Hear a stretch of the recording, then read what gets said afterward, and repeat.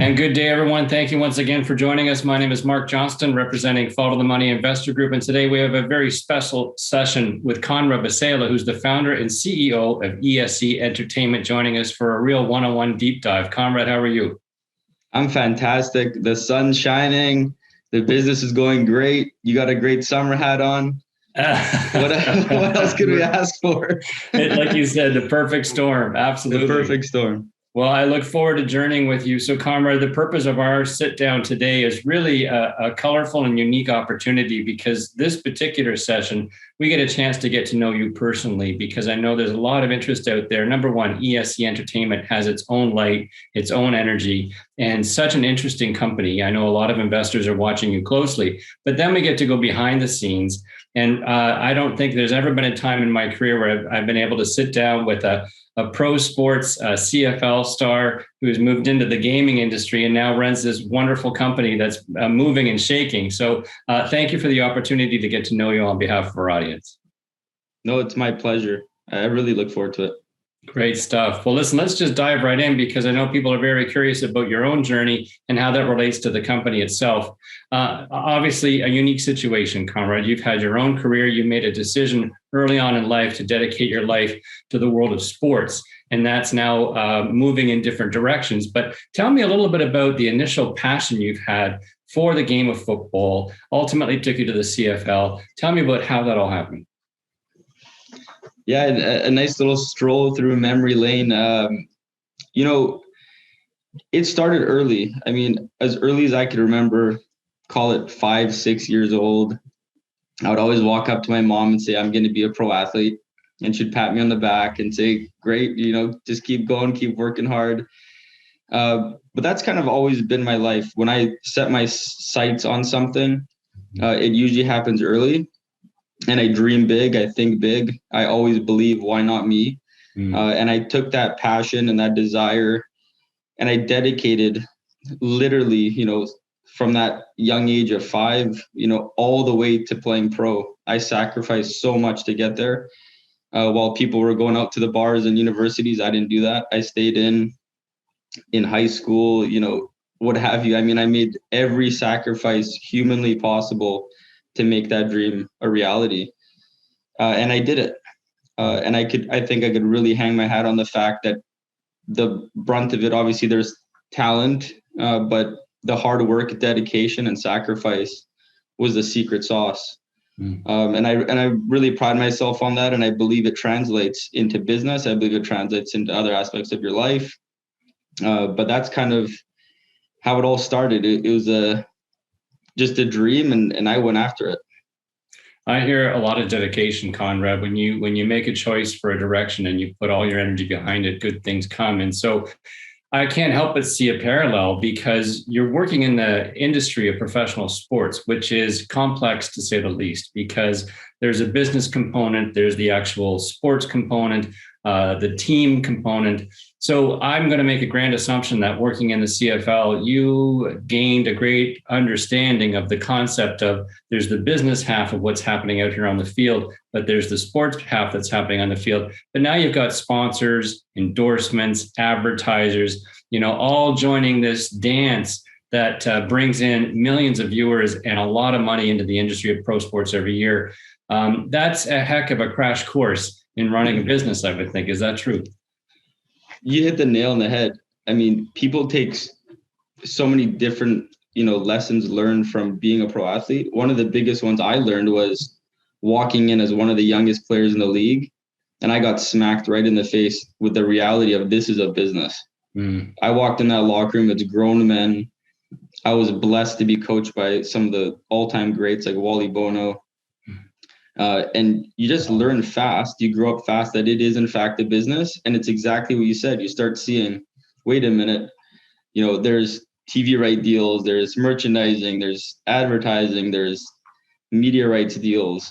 And you're just exchangeable at the end of the day. You're just you're a piece on a checkerboard or a chessboard, right? And you just learn so fast, but if you take the time to really sit back and look at it from a kind of a wider lens, man, can you learn a lot.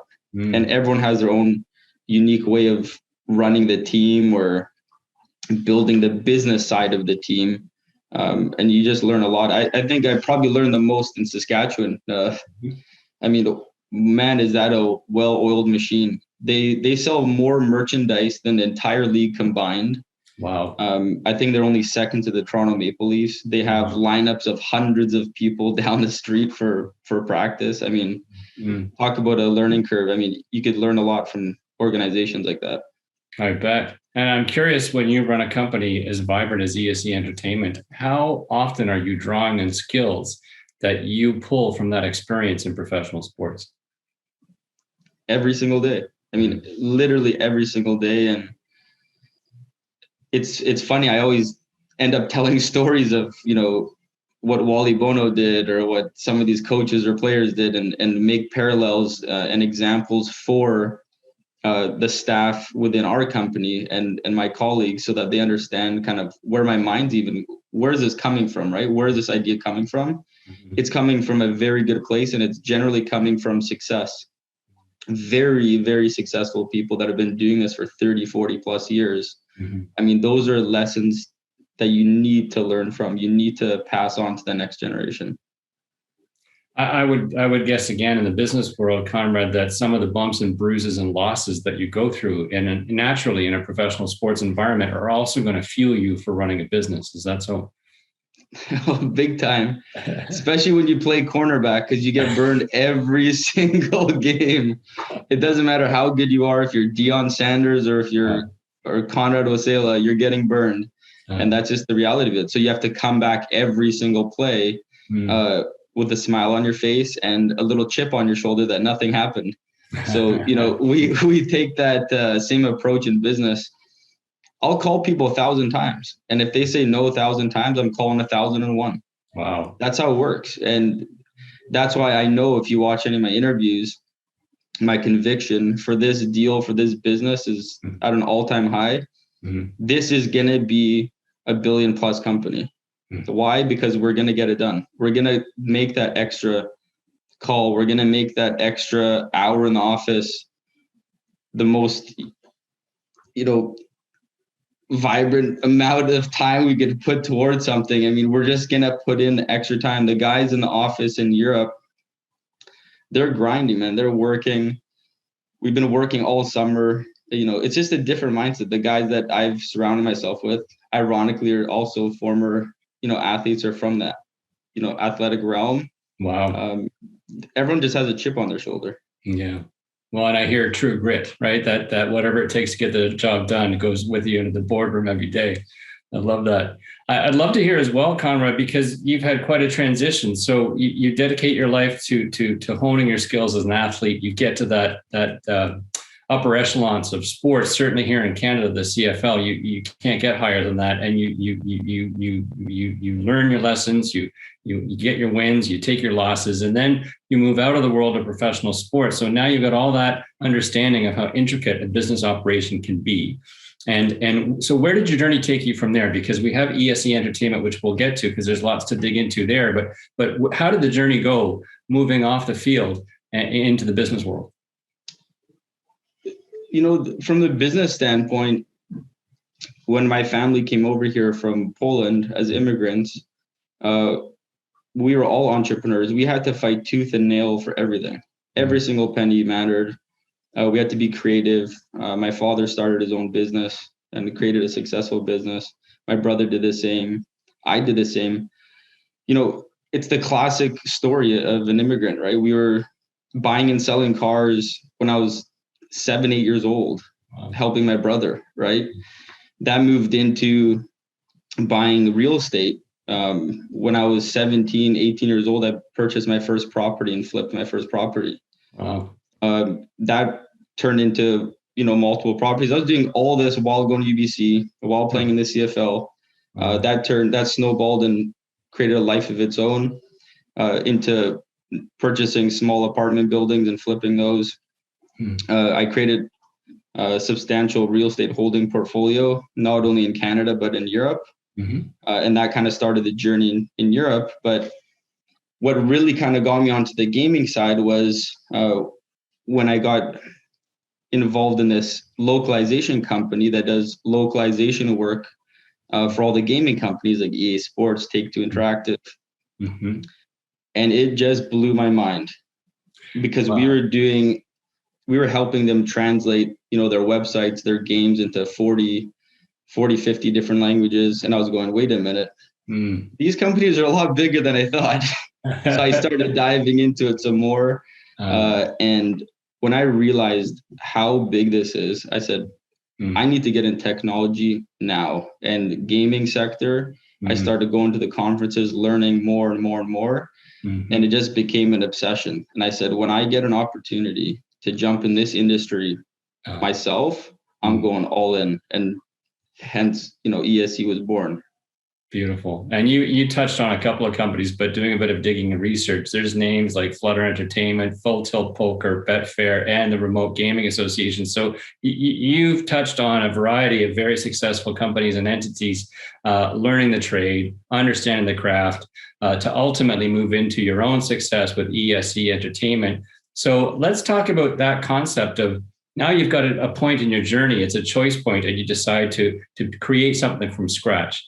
And again, the wealth of background from pro sports, but what was that moment like for you when you decided that one day this is going to happen and I'm going to create this?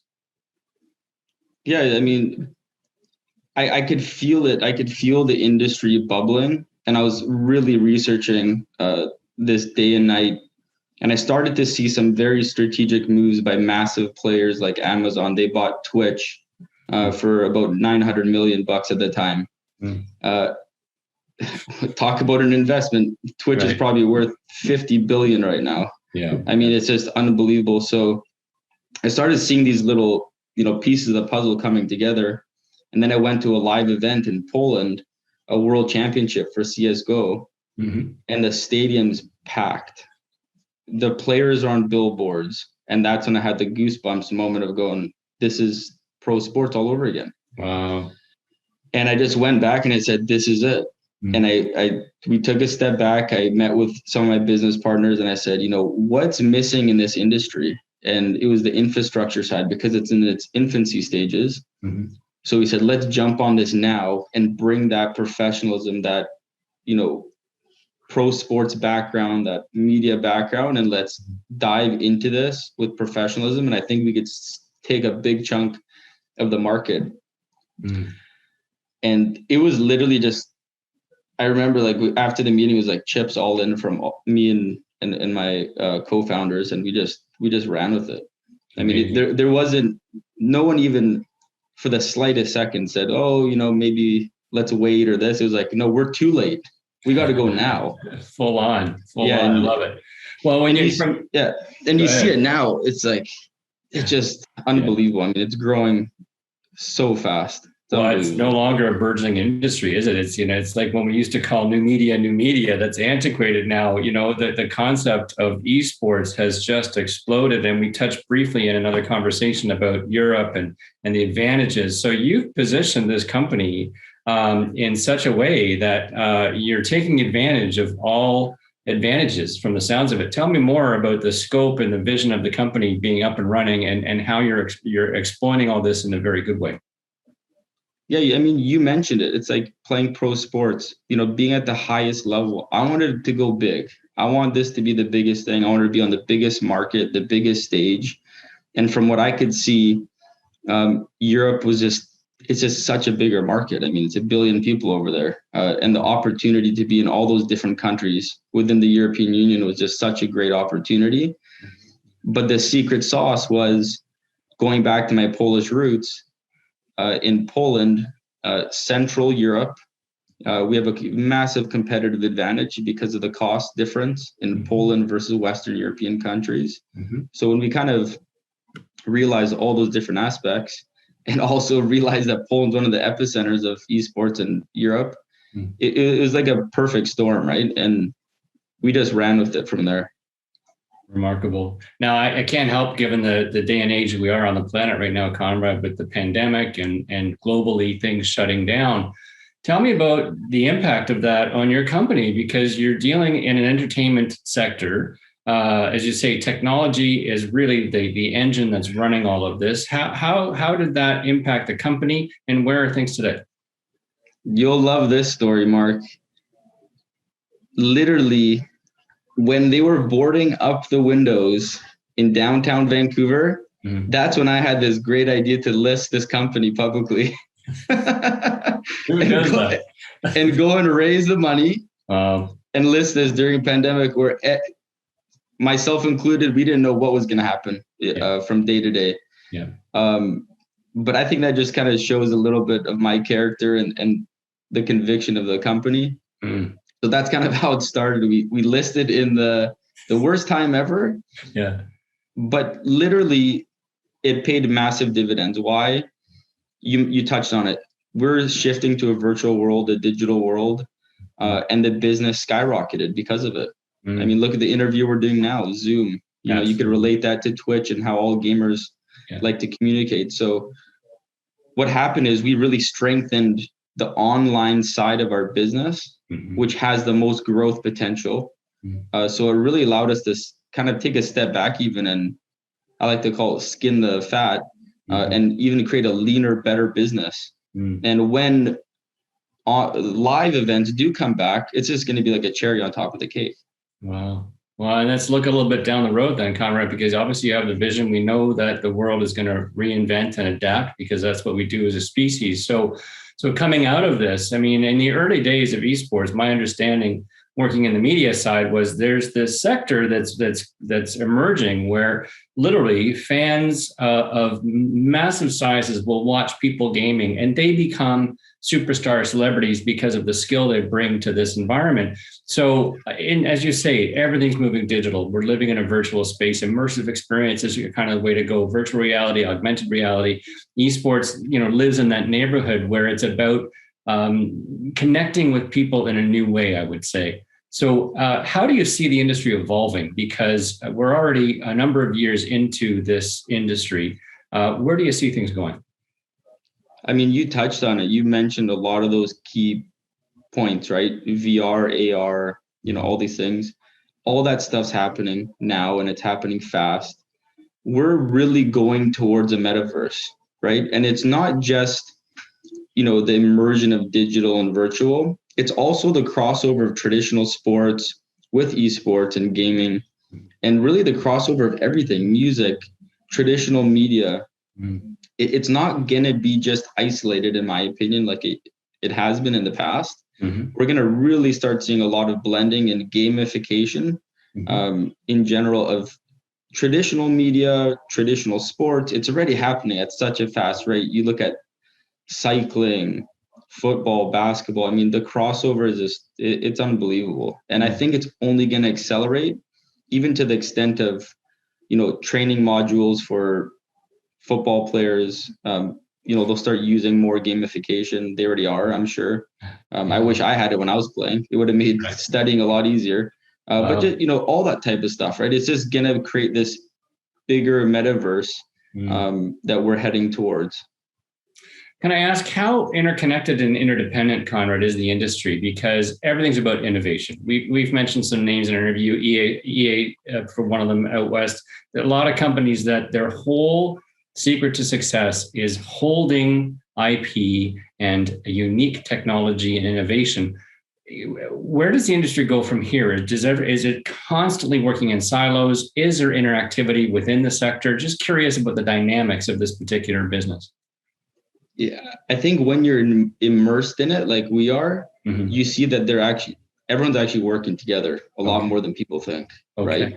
Yeah. So as it pertains to, media right deals, the infrastructure side, like we're support, and you said, game developers, we're all working together. And from what I see from all the meetings that we're holding, that's accelerating. So they've identified the fact that they're really good at game development, but they want to now immerse into, connect with the media side. And let them be their, that's their specialty, and they could join forces and create this even bigger kind of conglomerate. So I would say it's more so an open arms kind of moment where everyone's realizing where we're heading and why fight against the grain when you could just work together. Remarkable. We don't always see that from the outside. So the nuances of an industry that's constantly evolving. I mean, it's in the tech sector. So everyday innovations change a company's future. And obviously investors are very curious about that too, because our audience is very much focused interest in the investing space. So to find a company as interesting and exciting as ESE Entertainment is really cool, because it has the entertainment value on top of the investment potential. And, you know, there's no guarantees, but you're watching this industry move in a certain trajectory, and it feels like quite a bust to join at this time in the industry's evolution. So let's go back briefly to the management side, Konrad, because you obviously are very good at picking the right players, shall we say. And tell me about the dream team that you have behind the scenes at ESE Entertainment. Yeah, I think one that really sticks out, and it's kind of really in line with what we've been chatting about, is, you know, we just brought on a new director, Rick Brace. He's the former president of Rogers. Everyone in Canada knows Rogers, of course, but he has a very unique background. He also helped build TSN and other networks. But we're talking 40 plus years of experience, and, you know, bringing companies to the ultimate peak, you know, signing deals with, you know, the Olympics, the NHLs of the world, you know, as big as it gets, quite frankly, on a global scale. So when you have somebody internally like that, and I'm on calls with him and he says, you know what, you're right, we are heading towards this gaming and entertainment side and the esports side, it gives me chills, right? Because he saw it already coming down the pipe while he was at Rogers.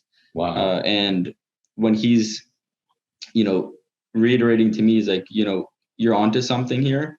Yeah. Man, does it ever get me excited. That's a heck of a reflection from somebody with that kind of background. Exactly. And so again, from the sports world, you know, obviously the right players at the right time, the right position, it's all strategy and cunning, I would say. So how are the structure of the company right now behind the scenes? How are you positioned because of the people that you have inside the company? You know, I think we're beautifully positioned to execute. If you've been following the story, we've been executing at the highest level. We've been completing all our goals. We've been executing on our M&A strategy, and there's more coming in the pipeline. But it's the people within the company. I mean, there's a combined 40 years experience of esports and traditional sports. You know, as you mentioned, we have a couple superstars within our company. You know, the director of operations in Europe, he's put on world scale events with hundreds of millions of viewers online, with hundreds of countries involved in some of the events that he's put on. Wow. I mean, these guys have done extraordinary things. And when we could apply that to this new sector, into esports, into this booming market, I think it's just a melting pot for success. Amazing. I'm really honored and impressed with what you've done through the course of your career. And I think many people watching probably getting inspired about what they can achieve in their own life. And I think as we come out of a pandemic, we're all looking for more of that. So just a little bit of a crystal ball as much as we can, because we're always curious about key dates, key turning points for a company. So as we kind of move on to what's next, what are we watching for as we watch ESE Entertainment? What are the key moments that we know are in the near and short term? You know, I think the best thing to do is follow the story. We're going to be really active. We're going to be very active over the summer. We'll have a lot of news coming out even throughout August. But, you know, we really see this thing turning the quote unquote corner, you know, September, October. Things are really going to heat up for us. We have some tremendous opportunities in the pipeline that we're working towards.